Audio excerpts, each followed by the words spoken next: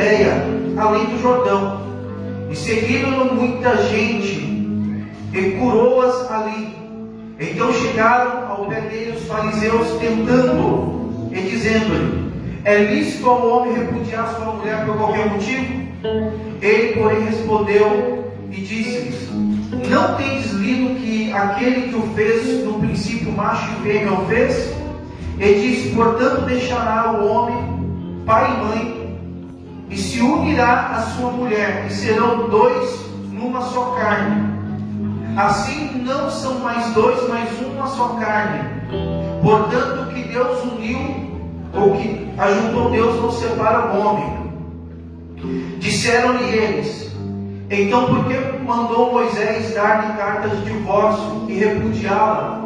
E disse-lhe ele: Moisés, por causa da dureza do vosso coração, nos permitiu repudiar vossas mulheres, mas ao princípio não foi assim. Eu vos digo, porém, que qualquer que repudiar sua mulher, não sendo por causa de prostituição, e casar-se com outra, comete adultério. E o que casar com uma repudiada também comete adultério. Disseram-lhe seus discípulos: se assim é a condição do homem relativamente à mulher, não convém casar. E ele, porém, lhe disse: nem todos podem receber esta palavra, mas só aqueles quem foi concedido. Porque há eunucos que assim nasceram do ventre da mãe, e há eunucos que foram castrados pelos homens, e há eunucos que se castraram a si mesmos por causa do reino dos céus. Quem pode receber isso? Recebam. Amém? Amém, igreja? Amém. Pode se assentar em nome de Jesus, desocupando as suas mãos. Dê uma linda salva de palmas ao Senhor Jesus.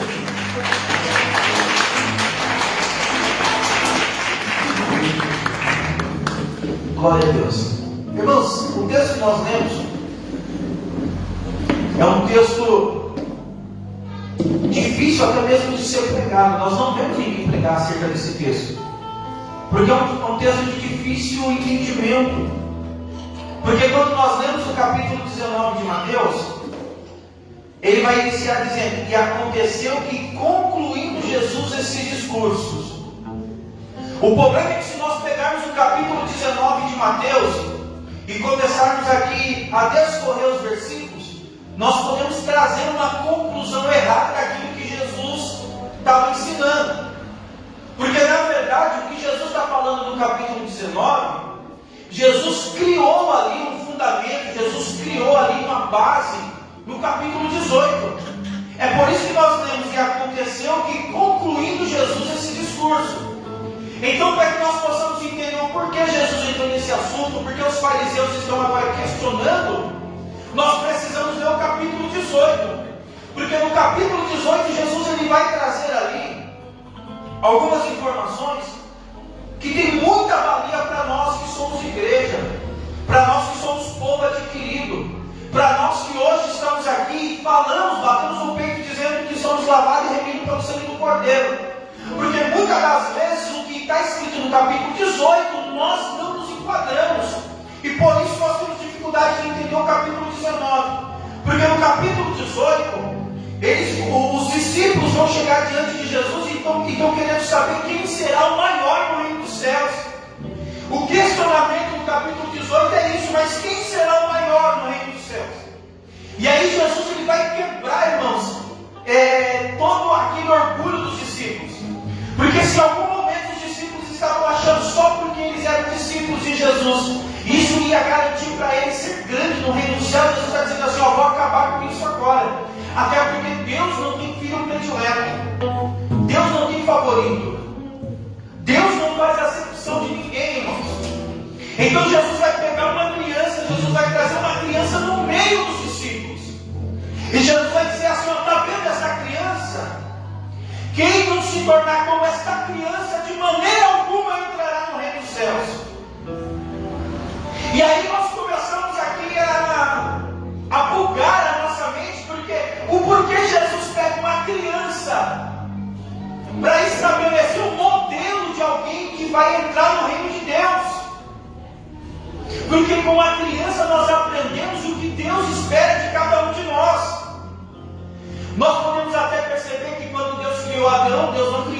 criança? Deus criou Adão homem.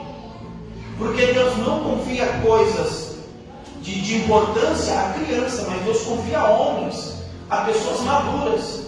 Mas por que agora Deus está pegando uma criança e colocando no meio dos discípulos e falando para os discípulos assim, ó, olha para essa criança, quem não for como uma criança não entrará no reino dos céus? Porque a criança não tem maldade, irmãos. Porque a criança não tem malícia. Nós que somos pais, nós vemos isso com bastante facilidade. Quando uma criança ela arruma uma briga com uma outra criança, às vezes parece que a briga é tão feia que eles nunca mais vão se falar. Mas basta passar 5 minutos, aquelas crianças já fizeram uma amizade de novo, estão conversando. Às vezes os pais tomam partido na briga de criança, as crianças voltam a conversar e os pais estão sem se falar. Aí Deus está dizendo assim, ó, tem que ser como uma criança, porque crente, irmãos, não pode ser ofendido. Não pode ser uma pessoa que leva ofensa para casa. O crente não pode ser uma pessoa assim que ouve qualquer coisa e fala assim, ah, não vou mais falar com fulano, porque fulano me ofendeu. Nós temos que ser como uma criança. A criança, irmãos, ela é inocente. Você briga com ela agora, mas passa alguns minutos e ela está sorrindo para você. É assim que Deus espera de cada um de nós. Que nós venhamos ter essa compreensão de uma criança. Então Jesus está dizendo assim, ó, quem não for como uma criança, de maneira alguma, entrará no reino dos céus. Aí Jesus vai começar aqui a dar vários padrões. Eu acho muito interessante porque o próprio Senhor Jesus ele vai dizer assim, ó, que aquele que desprezar um desses pequeninos, que é enviado por Jesus, está desprezando o próprio Jesus. E isso aqui nos ensina, porque nós temos uma compreensão errada. Nós achamos que só porque nós somos cristãos, nós não somos bobos, nós não podemos levar desaforo para casa, nós temos que resolver as coisas, mas não é assim que Jesus nos ensina. E não é porque nós tomamos esta atitude que nós somos melhores que alguém, ou que nós somos pessoas que tapadas, ou pessoas, como diz lá fora, quadradas. Claro que não, irmãos. Mas é um padrão que é o próprio reino dos céus que vai exigir de cada um de nós. Que nós possamos ser pessoas que a partir do momento em que nós nos posicionamos como servos de Deus, como cristãos, como pessoas que estamos aqui para representar Cristo, nós temos uma responsabilidade sobre a nossa vida. E a responsabilidade que está sobre a nossa vida não é somente, irmãos, de cuidar do que diz respeito a nós, mas sim daquele que nos enviou, daquele que nos chamou, daquele que nos sustenta. Aleluia! Nós temos uma responsabilidade de representar Jesus. Então no capítulo 18, Jesus está construindo tudo isso. Jesus vai dizer assim, ó, se alguém está provocando algum escândalo, chame essa pessoa e orienta ela, repreende ela. Mas faça isso no particular. Agora, se essa pessoa não ouvir, aí você vai até a igreja, chama os presbíteros, e aí você vai repreender essa pessoa. Por quê? Porque vai trazer escândalo para o reino dos céus. Aí, se essa pessoa não ouvir isso, trata ela como publicano e como fariseu, a própria palavra que Deus ensina. Aí tem aquele versículo que nós usamos de forma errada. É normal quando nós olhamos para a igreja está com 2 ou 3 pessoas, nós falamos assim, irmãos, está escrito que aonde houver 2 ou 3 reunidos, então o nome do Senhor se faz presente. Mas o contexto não é de culto. Eita, Jeová, hein? O contexto é de repreensão. Olha aí. Jesus está dizendo assim, ó, quando for repreender, chama 2 testemunhas e repreende.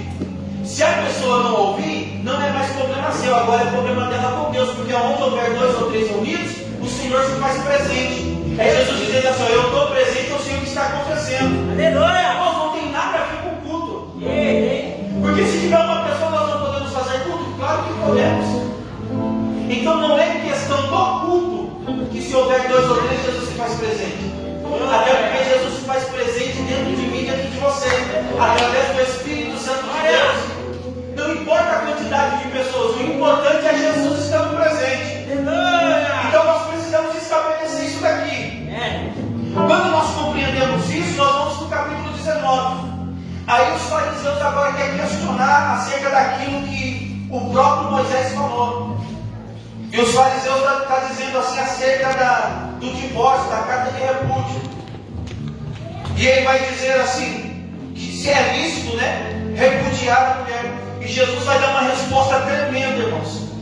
Jesus vai dizer, não tem escrito que aquele que o fez, no princípio, macho e fêmea fez, e diz, portanto, deixará o homem pai e mãe, e se unirá a sua mulher, e serão os dois uma só carne.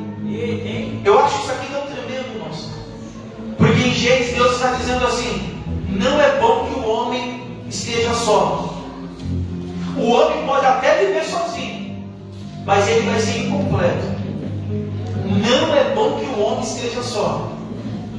Por isso Deus faz para o homem uma ajudadora. Deus faz uma disjuntora. Deus tira da costela do homem, uma costela, cobre com carne, e ali ele faz uma varoa, ali ele faz uma mulher.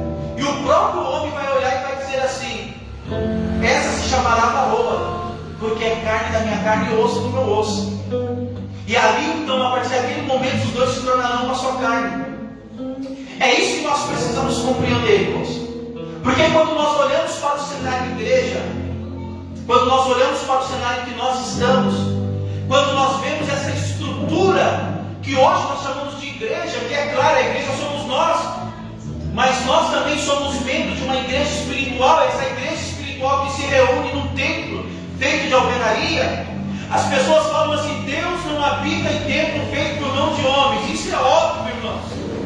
Mas é no templo feito por mão de homens que a igreja espiritual se reúne. Que nós podemos aprender da palavra de Deus. Que nós podemos estar adorando e exaltando o nome do Senhor. E é interessante porque quando nós vamos lá no livro do Gênesis, porque quando Jesus está dizendo isso daqui, Jesus ele está remetendo a eles para o livro de Gênesis, capítulo 2, verso 18. Ele disse, o Senhor Deus, não é bom que o homem esteja só, far-lhe-ei uma disjuntora que esteja com ele. Mas no versículo 23 está escrito assim, ó, e disse Adão, esta é agora osso do meu osso, carne da minha carne. Esta será chamada varoa, porquanto do varão foi tomado. Portanto deixará o varão o seu pai e a sua mãe, e apegar-se-á a sua mulher, e serão ambos uma só carne. Irmãos, nós precisamos entender o porquê que a palavra de Deus diz assim, ó, portanto deixará o varão seu pai e sua mãe. Porque essa expressão deixará está falando que é uma escolha. Então nós temos que tirar da nossa mente esse negócio de que é Deus que vai preparar o varão, de que é Deus que vai preparar a varoa. Não é Deus que escolhe, é você que escolhe. Eita! Porque lá no princípio Deus já escolheu, Deus viu que não deu certo. Porque quando o homem e a mulher caem, o que o Adão falou para Deus? Foi a mulher que tu me deste. Então Deus viu e falou assim, esse negócio aqui não vai dar certo. Não vai ser mais eu que vou pegar e vou fazer a varoa para ele, ou vou fazer o varão para ela.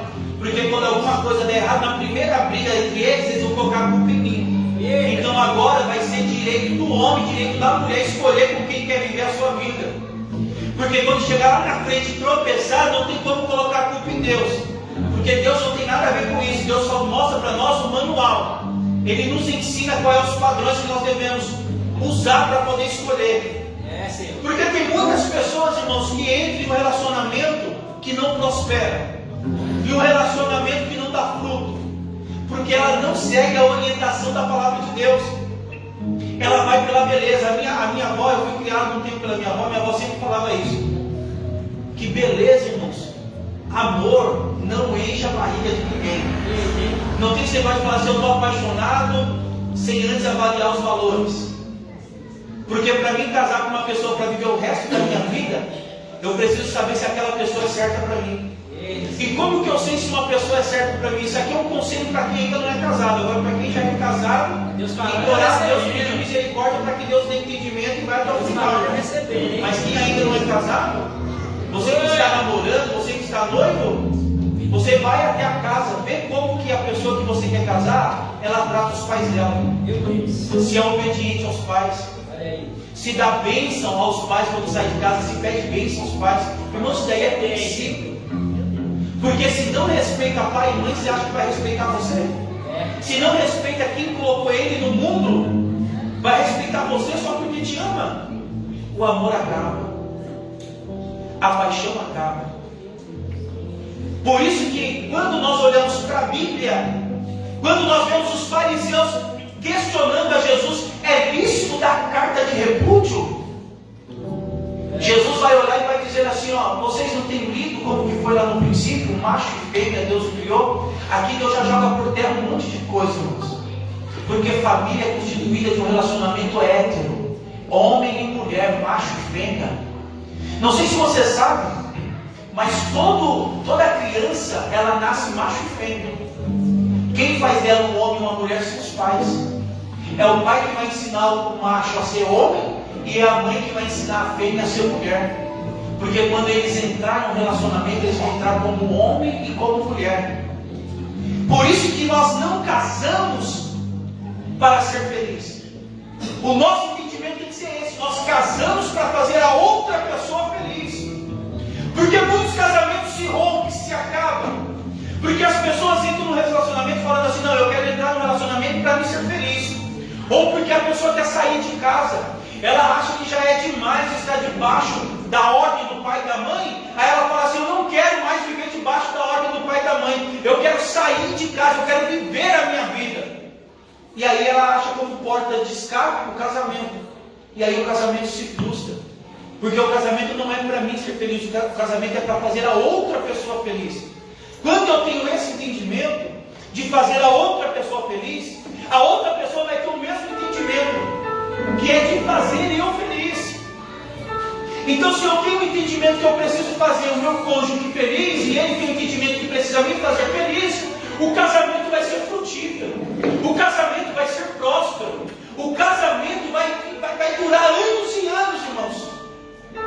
Por que nós vemos tantos divórcios nos dias de hoje? É porque eu casei com a pessoa errada? É porque Deus me separou? A própria palavra de Deus diz, o que uniu Deus não separa o homem. Pastor, mas por que separa? Será que Deus perdeu a força? Claro que não. Não é que Deus está dizendo que não vai acontecer. Deus está dizendo, olha, eu vou te aconselhar. O que uniu Deus, porque não foi abençoado no momento do casamento, então o que uniu Deus não separa o homem. É Deus dando um conselho para os casais. Deus está dizendo para os casais assim, ó, está debaixo da bênção, o homem tem poder de separar, mas eu vou dar um conselho, não separe o homem, porque se separar o negócio vai ser estreito. É o próprio Deus ensinando, irmãos, como que nós devemos nos comportar. Aí às vezes as pessoas falam assim, no Antigo Testamento podia casar com várias mulheres. Nunca pôde, irmãos. Senão Deus tinha criado uma areia ali para Adão no jardim. Mas Deus criou uma mulher. Porque para o homem é uma mulher o suficiente para satisfazer. E para a mulher é um homem o suficiente para satisfazer. Por que nós casamos? Nós casamos por causa de uma missão que nós temos. Esta missão agora não é mais, irmãos, de multiplicar e encher a terra, pelo amor de Deus. Isso aí foi só no princípio, porque ainda faltava a humanidade se multiplicar. Aí nós vemos que muitas pessoas ainda entendem assim, né? Nós precisamos multiplicar, e aí vai fazendo um monte de filho, 10, 12, 14, não quer mais constituir família, quer estabelecer tribo, que nem foi com Jacó. Mas para nós não é mais, irmão, só multiplicar, nós temos uma missão, porque através do nosso casamento, nós vamos manifestar o casamento de Cristo e a igreja. Talvez você não sabe, mas quando Eva ela pega, ela come do fruto, Deus não se manifesta para repreender ela. E aqui tem um ensinamento. Porque o negócio de Deus não era com Eva, era com Adão. Não era necessário que Adão, ou melhor, não era necessário que Jesus viesse para redimir, irmãos, a humanidade. Bastava Adão se posicionar. No momento em que Eva ela pega aquele fruto e ela leva até o seu esposo, qual teria que ser o posicionamento dele? Ele deveria olhar para ela e dizer assim: Eva, o que você fez? não foi orientado que nós não poderíamos comer da árvore do conhecimento do bem e do mal? Aí eu acredito, não está escrito na Bíblia, mas eu acredito. Eva ia falar assim: eu sei, mas a serpente falou tantas coisas e eu acabei comendo, e agora o que eu vou fazer? Aí Adão tinha que se posicionar. Adão tinha que falar assim para Eva: Eva, fica aqui, porque agora eu vou consultar a Deus, mas pode ficar tranquilo, porque toda a responsabilidade eu assumo. Meu Deus. Adão ia chegar diante de Deus e ia falar assim: Deus, o Senhor liberou uma palavra dizendo que nós não poderíamos comer. E aí? Só que Eva comeu. Meu Deus. E agora a condenação está sobre ela. Mas Eva é carne da minha carne e osso do meu osso. Eu não conseguirei viver sem Eva. Essa tinha que ser a posição de Adão. Eu não sei viver sem Eva. Não mate ela, Senhor. Me mata. Eu dou a minha vida no lugar da vida dela. Meu Deus. Se Adão se posicionasse desse jeito, Deus ia matar Adão, mas Deus ia ressuscitar Adão, e nós iríamos viver no jardim do Éden. O pecado não teria entrado na humanidade. Todas as tragédias que hoje nós vivemos não teriam acontecido.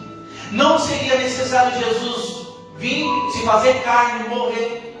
Por que eu sei que essa é a posição que Adão tinha que tomar? Porque essa foi a posição que Jesus tomou. Porque Jesus falou assim: ó, eles pecaram e eles precisam morrer. Só que não mata eles, mata eu. Aí Deus falou: é agradável, é bom. Só que para você morrer, você vai ter que encarnar, se fazer carne, passar pelo madeiro e morrer. Então Jesus, que é o último Adão, tomou esse posicionamento. Ele falou assim: ó, eu morro em lugar dela, da humanidade. E Jesus morreu. E quando Jesus morre, a Bíblia vai dizer, eu estou falando de Jesus homem, né, irmãos? Nós temos maturidade para entender que não tem como matar Jesus, porque Jesus é Deus. Mas era necessário, por quê? Porque se o pecado entrou pelo homem, o pecado também tinha que sair pelo homem. A Bíblia diz que pela desobediência de um homem entrou o pecado, e pela obediência de um homem vai entrar a vida. Então Jesus, o homem, precisava morrer. Quando Jesus morre, o soldado fere a lateral de Jesus, e da lateral de Jesus sai água e sangue. Isso aqui é algo tremendo, porque tem dois ensinamentos. Primeiro fala das duas naturezas de Jesus. O sangue fala da sua natureza humana, e a água da natureza divina. Mas também quando fere Jesus, naquele momento a igreja estava nascendo, como Deus fez com Adão. Quando no jardim do Éden, Adão pegou no sono, Deus tirou da costela de Adão, Eva, e quando Adão desperta, ele vê a sua esposa. Então naquele momento Deus estava ferindo Jesus na sua lateral, para que a igreja pudesse nascer. Então a igreja nasce, irmãos, a partir da morte e ressurreição de Cristo na cruz. A igreja nasce. Agora Jesus fez o papel do último Adão. Não tem mais o porquê outra pessoa vir morrer pela humanidade. Aí Paulo vai entender isso. Aí Paulo vai dizer assim: e vós, maridos, amai as vossas esposas, e dai a vida por elas. Glória! Como Cristo fez com a igreja. Agora nós temos uma responsabilidade, irmãos. Nós precisamos manifestar Cristo. E eu queria que só os varões falassem nessa noite assim, ó: não, pode ser mais forte, só os varões falam assim: eu tenho uma responsabilidade. Eu manifesto a Cristo. Então todos os dias nós temos que estar dispostos a dar a vida pelas nossas esposas. Por favor. Então você percebe que quando você tem essa compreensão, não vai ser mais porque a esposa não fez o café de manhã para você que você vai ficar brigado com ela. Verdade. Não vai ser mais porque sua roupa não está passada que você vai ficar brigado com ela. Revelação aí. Você tem que amar ela com os defeitos que ela tem, assim como ela tem que amar você com os defeitos que você Glória a tem. Deus! Maravilha! Sabe qual é o maior erro nos dias de hoje? A pessoa procurando uma pessoa igual a ela. Tem mais, hein? Sabe por quê? Se uma pessoa for igual a você, não existe, mas se for igual a você, não dá certo. Para dar certo, as pessoas têm que ser diferentes, porque o diferente se completa. A maior prova disso é o quebra-cabeça, irmãos. Se todas as peças fossem iguais, o quebra-cabeça não se montava. E por que o quebra-cabeça se monta? Porque as peças são diferentes. E depois que se monta, o que acontece? Eles refletem uma imagem. Não tem um desenho no quebra-cabeça? Se as peças estiverem todas espalhadas, você não sabe que desenho tem ali. Mas monta o quebra-cabeça e você vai ver uma imagem. Quando o homem se une à sua esposa, os dois que são diferentes, eles vão agora refletir uma imagem. Qual a imagem que eles refletem? A imagem de Cristo. O homem, irmãos, ele é tão incompleto em si só, que quando Deus cria o homem, Deus fala assim: o homem vai ser cuidador e lavrador da terra. Acabou. O homem era só para isso, só para cuidar do jardim. Mas quando Deus ele traz a varoa para completar o homem, você vai ver que a responsabilidade aumenta. É por isso que nós, irmãos, sozinhos nós não fazemos nada. Mas quando nós estamos com a nossa varoa, quando nós estamos com aquela mulher virtuosa que o Provérbios nos ensina, a coisa é diferente. As coisas começam a fluir. Não tem como, irmãos, se você querer construir alguma coisa sozinho, pode até construir, mas não vai ficar bom. Só vai ficar bom quando você entender esse princípio de construir junto com a sua esposa. Maravilha de Deus. A palavra de Deus diz, irmãos, deixa eu ver se eu acho aqui,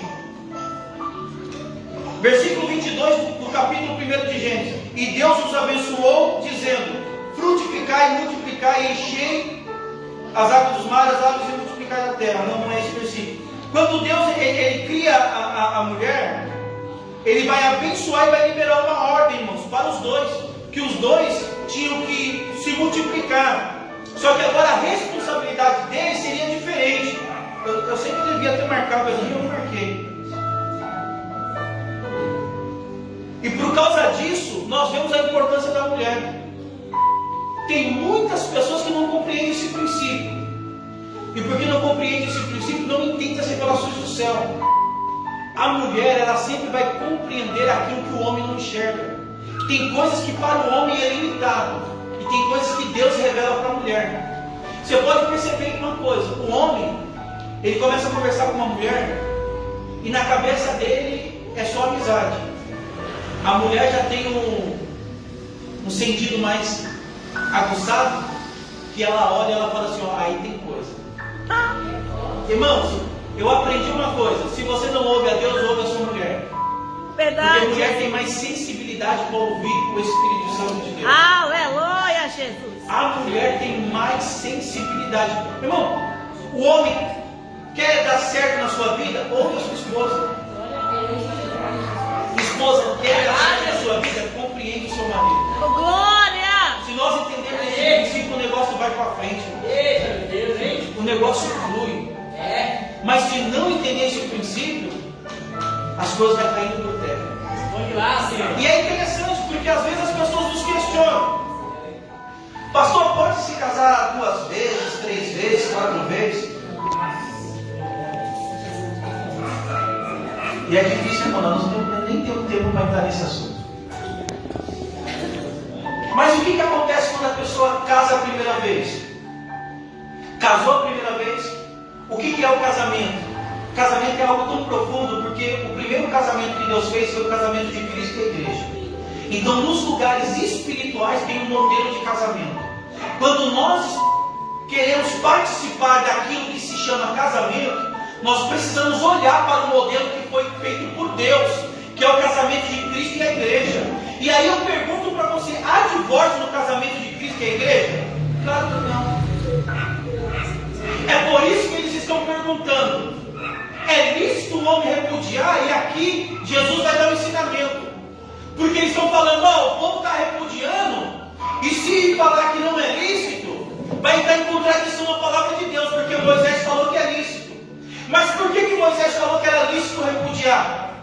Porque os homens se casavam e eles não estavam contentes com a sua esposa, eles abandonavam ela. E as mulheres, irmãos, não tinham todo o privilégio que tem nos dias de hoje.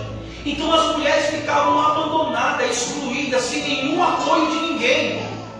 Então aquilo aquilo que estava se tornando algo que ia causar problema lá na frente.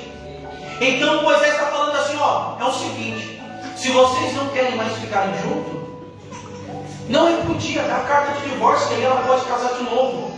E aí a mulher, ela teria então uma carta de divórcio para apresentar. Mas não é que Deus aprovava isso. Moisés falou isso. Por que Moisés falou? Por causa da dureza do coração do homem. O próprio Jesus ensina. Jesus está dizendo assim, ó, Moisés só falou isso por causa da dureza do vosso coração. Porque se Moisés falasse assim, ó, não pode repudiar e não pode divorciar, sabe o que os homens iam fazer? Eles iriam matar as mulheres para poder casar de novo. Porque a mulher não tinha valor nenhum. Mulher servia somente para multiplicar. Então eles iriam matar e não ia acontecer nada. Então, para preservar a vida, Moisés vai falar assim, ó, dá carta de divórcio. Aí Jesus vai falar algo interessante, irmãos. Porque o casamento, ele precisa começar certo para que ele possa ir certo até os dias que Jesus voltar. Por que eu falo os dias que Jesus voltar? E eu não falo assim, certo até o final? Porque casamento, irmãos, à luz da Bíblia é um só. Casamento é um só. Mas para o casamento ser certo, ele precisa começar certo. Tem muitos casamentos que dão certo hoje, que começaram errado.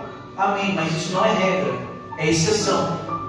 Por isso que você não pode somente olhar para o casamento, por exemplo, o meu e da minha esposa, e falar assim, não, o casamento do pastor é bom. E aí quando a gente pega afinidade, intimidade, você começa a conhecer um pouco da nossa vida, você vai ver que lá atrás, quando nós começamos a namorar, não foi da forma que Deus nos orienta. Mas por quê? Porque nós não tínhamos conhecimento da palavra de Deus. Mas deu certo, mas não é assim que deve ser feito. Então qual é o casamento que deve ser feito? Aquele que a Bíblia ensina.